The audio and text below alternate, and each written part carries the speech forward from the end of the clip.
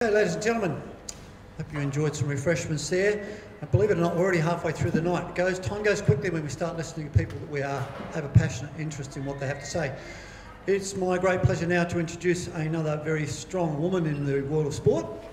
Clare McMeniman was a Firebird, more importantly a Diamond, and a captain as well of the Australian team, so has been an athlete who has reached great heights, particularly in the sport of netball, which, as we know, is so popular in Australia.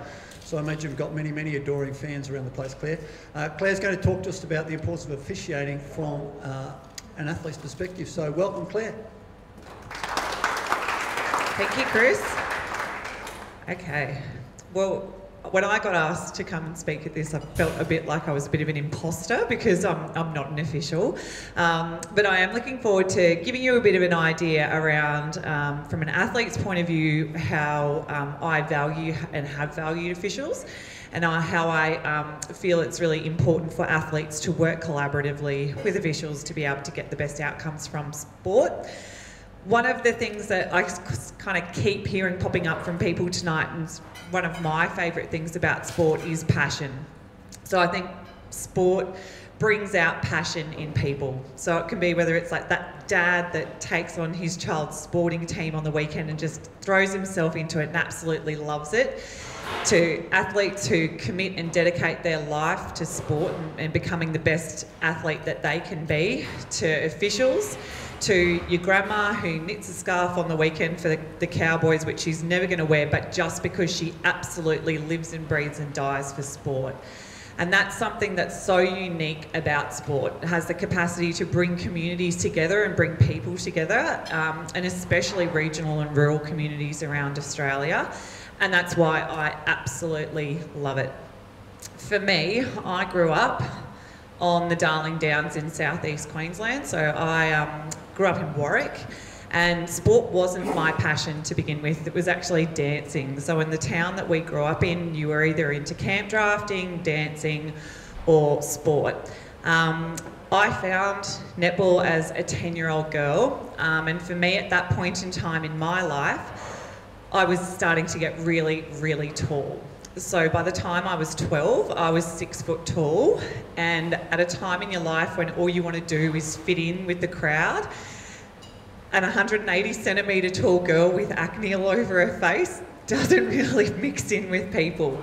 So I lacked a lot of self-confidence as to where I thought I fit and what role I thought I had in my friendship circle and who I was. I was a smart kid, and I had a really strong sporting family. So I have 3 older brothers, one of whom played rugby union for Australia, if any of you are rugby union fans, Hugh McMeniman. And so yeah, sport at home was what we did and how we rolled. So as a tall girl, netball was a pretty good fit for me, and in the country we used to play Friday afternoon school sport. They seem to not do that as regularly anymore. I don't know what's going on from that point, but Fridays in Warwick you played inter-school sport, and so netball for me, that was it. And I absolutely loved it.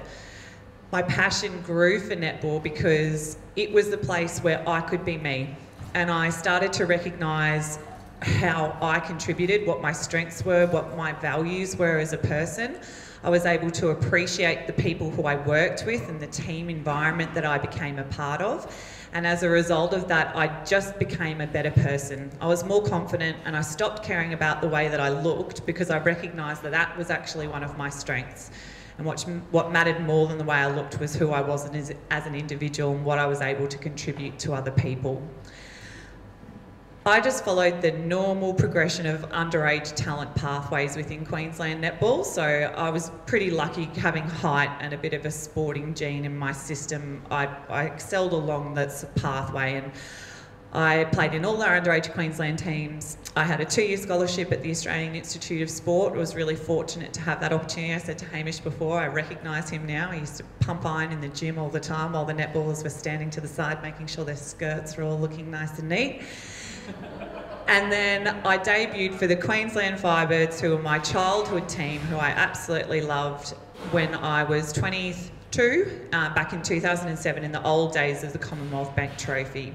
And at that time I was starting to emerge onto the scene as being a good prospect for the future of Australian netball. I'd captained my team down at the Australian Institute of Sport. I'd represented Australia at an underage level. And so at the age of 23, playing for the Firebirds within that environment, I made my first Australian squad. So I was pretty optimistic about what the future might hold for me.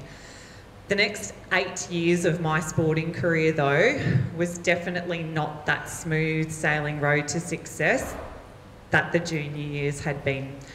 So within an 8-year period, I lost both of my parents within a 3-year period of each other successively.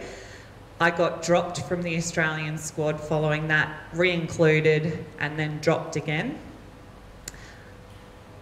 I lost my vice captaincy, so I was dropped from being vice captain of the Firebirds. I decided after the 2011 season, which was an historic year for the Queensland Firebirds, we were the first team that ever went through a premiership series being undefeated for the whole entire year, and we won that year, that I would retire from our game. I also, prior to that, graduated with my graduate entry masters in speech pathology. So I was pretty proud of my achievements up until that point. Whilst I'd never played for Australia, I thought, now is my time to leave the game. 2 years on, I got a text message from a good friend, Laura Geitz, and she suggested that I come back to sport again, come back and play, because I still had something more to give. And I was able to reflect on that thing that we were talking before with passion, because I played netball because I loved it. Netball's now in a place where these girls are starting to earn some money. It's definitely not the same as what it is for football, but the lowest paid players in the team are getting paid more now than what I ever got paid to play. So for me, netball was never about money, it was about the love of the game and the love of the sport. And returning to play in 2014, within a 3-year time period, I achieved more in that time than I ever could have imagined. I came back to the game, and within the first 2 weeks of training in pre-season, I injured myself, which was ridiculous because I think everyone probably thought, well, why are you coming back? You're this old girl. I was sort of 27 when I was returning to the game, turning 28. And they thought, you know, what, she's got nothing left in her if she's already pulling up with a pretty significant injury within 2 weeks of training. But I am a person who has higher expectations on myself than anybody else could ever have. And I plan and prepare than, you know, more than anyone else could imagine. And I had a choice that I made then, that I could have decided to just walk away from the game, or I could continue to try and achieve what I wanted to. And for me, the decision was really easy. And as a result of that, I had the opportunity to debut as the 163rd Diamond for Australia in 2014 after returning to play. I'm the oldest player to debut for Australia in modern history, and something that I'm pretty proud of. I don't know if anyone else would be proud of that, being considered really old. But for me, it was a pretty significant achievement, because I played netball at the elite level for over a decade before I was chosen to represent our country. And since representing them, my time with them was very short, but I like to think that it was quite sweet. So I was chosen in 2014, and then the World Championship team was chosen in 2015. And after winning the ANZ Premiership with the Firebirds in 2015, the next morning, so up on cloud 9, the next morning I got a call from Lisa Alexander to tell me that I hadn't made the 2015 World Cup team, which for me had been a goal that I'd set for myself when I returned to the sport. So I was pretty devastated about that fact. But I decided that I still had more to give, and would continue to contribute to that team as a training partner, because I wanted everybody to see how amazing Australian netballers were. I wanted to play a role in their success and ensure that we beat New Zealand. I'm sorry if there's any Kiwis in the crowd, but I could think of nothing worse than New Zealand winning a world championship on Australian soil. Luckily enough for me, at the completion of the World Championship, they reselected another Australian team, and I was chosen in that team. I was then elected at the end of the 2015 season to be vice captain of that team. And then the following year, I have played an acting captaincy role while Laura Geitz was away having a rest, and then she fell pregnant, at which time the girls voted me in as the captain of Australia. And that was one of the proudest moments in my career. We were having a joke before about the fact that I've recently gotten married, and I'm now Claire Ferguson, but I don't actually say that I'm Claire Ferguson because I had to work for 12 years to people to know who Clare McMeniman was, and they still don't. And I think that for me, becoming captain of Australia was really great from a leadership perspective, because what it demonstrated to people was it's not your best player on the field that's necessarily your best leader. And I by no means was the most talented player that ever played for our country. I was a consistent player and I did a good job, but I had leadership skills that were identified by my playing cohort. And I think that that was a really great lesson for the netball public to learn, because a lot of them did question the decision for me to be elected into that role, was that leadership comes in all different shapes and forms. And I'll talk about leadership from an umpiring perspective in a later. I won 3 premierships with the Queensland Firebirds. We're the only team that did that in the ANZ Championship. We won an undefeated premiership season, and then we were the first team that ever went back-to-back. So I'm really, really proud of that team, of those colours and those girls and what we achieved during the time that I was in that club. I'm passionate about netball, I'm passionate about sport and what it does for people and what it creates. Because for me, as I said before, it helped me to identify who I was as an individual. It helped me to work with other people, to learn more about other people and contribute to their lives and to community. We touched on, or Belinda touched on before, resilience. And that's the biggest thing that we target in young people these days. We know kids that are more resilient are going to be more successful in life. It doesn't matter how talented you are. It doesn't matter if you're the smartest person in the class or you're the best, runner when you're 14. If you don't have resilience to face challenges that will hit you later on, you're not going to be where you want to be. And for me, that's something that sport, more than anything, provided me with. As an athlete, though, playing in Australia, one thing that I was always proud of was the fact that we were exposed to the best umpires, without a doubt. In Australia, we have the best umpires in the world in netball, and we don't get access to them at an international level because they're not allowed to umpire us. So I feel very fortunate that I was exposed to them my whole playing career, because they had an incredible influence over who I was as an individual and who I turned into as a player, especially towards the latter stages of my career. And the thing about players is that they often don't recognise or really sometimes care about umpires until it's just recognising that they don't want the one that they've got officiating their game, and they might have a little bit of a, cry about it on the sideline. But the thing about the best players in the world is that I think that they replicate the same traits that the best umpires have. And it's the capacity that they have to know the game and know the rules and know them inside out and back to front, to be able to make really timely and decisive decisions, to do something and do it right. And as a player on court, that might be executing a skill to a T and doing it at the right time every single time, and to do it consistently. As a player, that's critical, and as an umpire, it's critical. Belinda touched on before that fact of reflection. Your best players will be able to reflect on their performance. They can tell you their strengths and what they did well. They can recognise the areas for improvement, and they consult others to help them work out how they do that better. It's being able to collaborate and form relationships, not just with your coach and your fellow teammates, but also be respectful and aware of the opposition and with your officials as well. And the best umpires do the exact same thing in our sport. I had one more on that list, but I'll have to refer back to it. No, that was it. I got it. Good one. So what I thought I'd do is share for you the 4 moments of learning, or key moments of learning, that I had as an athlete that related to officiating and umpiring as my career kind of went on. So my first one is about resilience and respect. So we've all had a horror umpiring or refereeing or officiating story at some point in our career, and mine was, my officiating career was short-lived, and it was really heavily influenced by one key experience.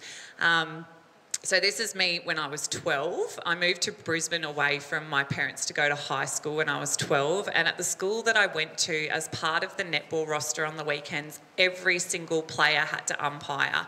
So throughout the season, at some point in time, we all had to umpire. So they ran a little course at the start of the year, and then the expectation was you were given your weekend and you had to turn up and umpire. For me, my umpiring experience was awful because I didn't know the rules. I thought I did, but I really didn't.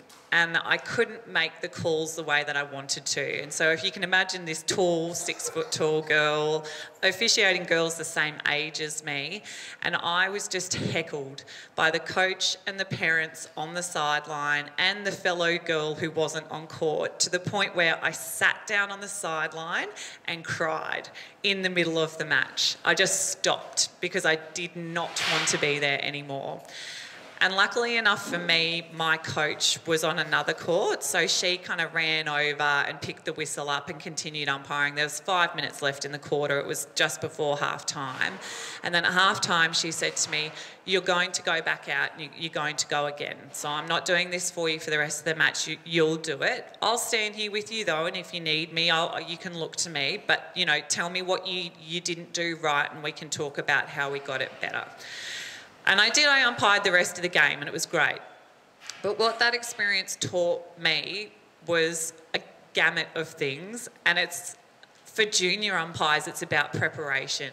So Belinda was like talking all about this before. It's about preparing and understanding what you need to do and what your role is and how you fit into that environment, but also to just back yourself and have the confidence to know that you're there to make the calls and that the people on the sideline aren't, because we know that they don't always know the rules, or they don't always know that the right thing to say at the right time. What I think would have been really great for me to have at that age was a program of some form at our club to enable us to develop the skills we needed a little bit more. I do think that every junior player should have to umpire. I think everybody should have the experience, and not just once. I think we should have to do it again and again, because it makes you a better player. It makes you more aware of how your sport operates and how things go, and I think that's something that would have been great for me to have, and I was very fortunate to have had a coach there who acted in the role of a mentor that day, but I think that's critical for our junior umpires to have. On the flip side to that, what I think needs to be demonstrated from a coach's, a parent's and a supporter perspective is the understanding that kids and junior umpires are going to make mistakes, because we're not all perfect, and that's just part of the world, and sport is played for fun at a grassroots level. You're not playing for sheep stations. And as a result of that, I think that we need to have some more lenience and some awareness amongst our sporting communities and our grassroots associations about the roles that coaches and parents play and the influence that they have in the dropout rates or in the success that our umpiring programs or refereeing and officiating programs have. Because if we can have that culture, if we can have an Ash Sinnott in every single club with 10-year-old kids all around the world wanting to play and umpire, our sports will have such a better future than what they have at the moment. So respect for the people who are umpiring and recognising their roles, and knowing that, yeah, you can definitely give them feedback. That's critical for their growth mindset and for their learning, but doing it at the right time and through the right channels, not just throwing it at them out of nowhere.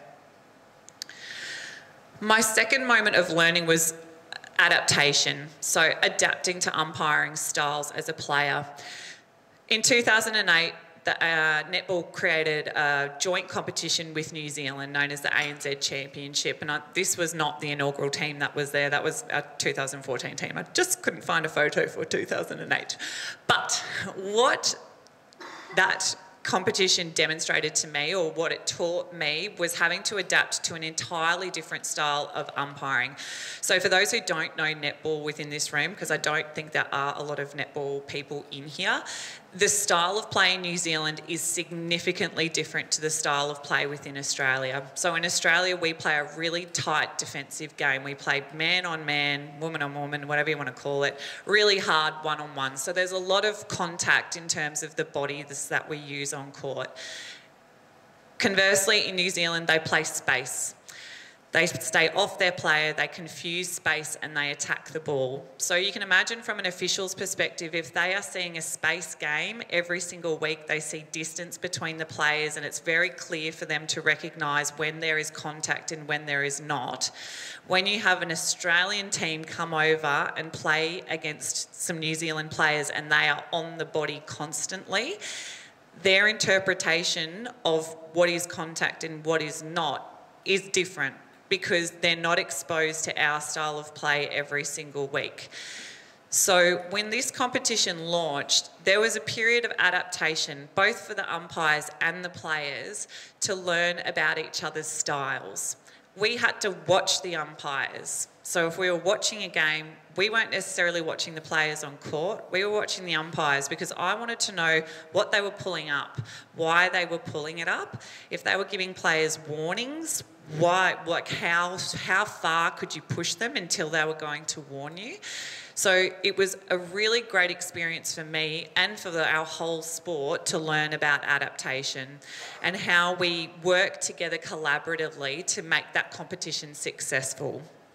One of the key umpires that probably emerged from that as being a really strong umpire within the New Zealand community was a guy called John O'Bredden. In contrast to rugby league, we have a lot of male umpires at the elite level. It's probably like 50-50, which is really great. It's refreshing for a female sport. And it was probably later in my career that I recognised the role that Jono played, not just he, but all umpires within our sport, and how amazing it is. And so I'm going to give you a little look at our grand final in 2015. We're just getting sound on. And I'll put this in context in a moment. So this is in the dying moments. In this grand final, Queensland, we played against the New South Wales Swifts. This was back in 2015. We were trailing for the whole entire game. So at the 6-minute mark, our supporters were walking out of the stadium. Within the last 3 minutes, though, we started to come back, and this is the last 50 seconds of the game. Firebirds into attack to level it all up. Gretel Tippett doesn't want to go to the post. Instead to Aiken. Don't tell me we're heading into extra time. It's a Firebird centre pass. The Swifts are now the team under pressure. You wouldn't read about this. The Queensland Firebirds. Tippett doesn't want to take the shot. She's going to have to. They're eating into it. Gretel Tippett. They hit the front for the very first time with 14 seconds left on the clock. Oh, Bradley. And Laura Geitz, the superstar of Australian netball. The Queensland Firebirds are going to hold on, and they've claimed it. Can you believe it? Pure euphoria at the Brisbane Entertainment Centre. It's highway robbery. They've stolen it. They've pitched it in the dying seconds. And it sparked wild celebrations. Oggly doggly. So yeah, I get goosebumps still when I watch that footage. To give you context into why I thought that this was a sensational example of umpiring is because the noise that was generated from that stadium at the Brisbane Entertainment Centre, they have a noise meter reading, and about 2 months prior to that grand final, One Direction came and played at that concert. We had 7,500 people at that game, which is a small grand final compared to what we now do in our current structure. And the noise in those dying moments of that game in the last minute and a half surpassed the noise that was generated from over 100,000 screaming, or not 100,000, 50,000 screaming girls at a One Direction concert. Which, when you're in an enclosed space, I know, like, I've been to State of Origin matches before when you have that noise being generated, and it is sensational. But in there, that shook your your bones, because I was standing next to players screaming at them at the end of the game and we could not hear each other. And the composure that those umpires showed in those last moments to just take control of the game and to act under pressure when all of those people were just had their passion out on the line, I thought that was incredible. And it made me think about the fact that we do give our athletes so much recognition, and at the end of the game it's just a token thanks to the umpires, but the influence that they had over that game was just enormous because they made the right calls. Well, I'm going to say that because I was a Firebird and we won, but they did, under what was just an absolutely immense time. My last moment of learning is the moment of collaboration. That's one of my favourite photos of all time. That's the last time I ever played netball, and I don't think I'll ever play again. That's when I led Australia out against New Zealand in our final Constellation Cup game in 2016. And as an Australian player in the latter stages of my career, I learnt the importance that come with collaborating with umpires. There's been significant rule changes in our sport in the past 24 months, so the past 2 years. We've had a lot of change that's come into place, and part of that happened when I was captain of our country. And the amount of time that I've spent over that period of time talking to umpires, they come into all of our training sessions from a Diamonds perspective. Same with the Firebirds. We have umpires in there on a weekly basis. Them learning about us learning about them, not just as officials, but as people as well. My favourite umpire in the competition is a guy called Josh, and I love him because he'll make fun of me if the ball hits me in the face. I know they're probably not meant to, but he'll have a laugh with you on court, and establishing that rapport and relationship with officials is really, really important, and something that I valued a lot towards the latter stages of my career as a player, because I could see how it benefited me in terms of my awareness of what I could and couldn't do on court to be able to be the best player I could be for our team. But it was all directed by the leaders of our team. So Rosalie Jenke and Lisa Alexander place a really big focus on engaging umpires and ensuring that we are integrating them and welcoming them into our team environment, which is something that I really valued as well as a player. And I think that the example that they set for us, it was crucial to the fact that we can go out on court and have a great relationship with any umpire from any country, whether it's Jamaica, England, South Africa, New Zealand or Australia.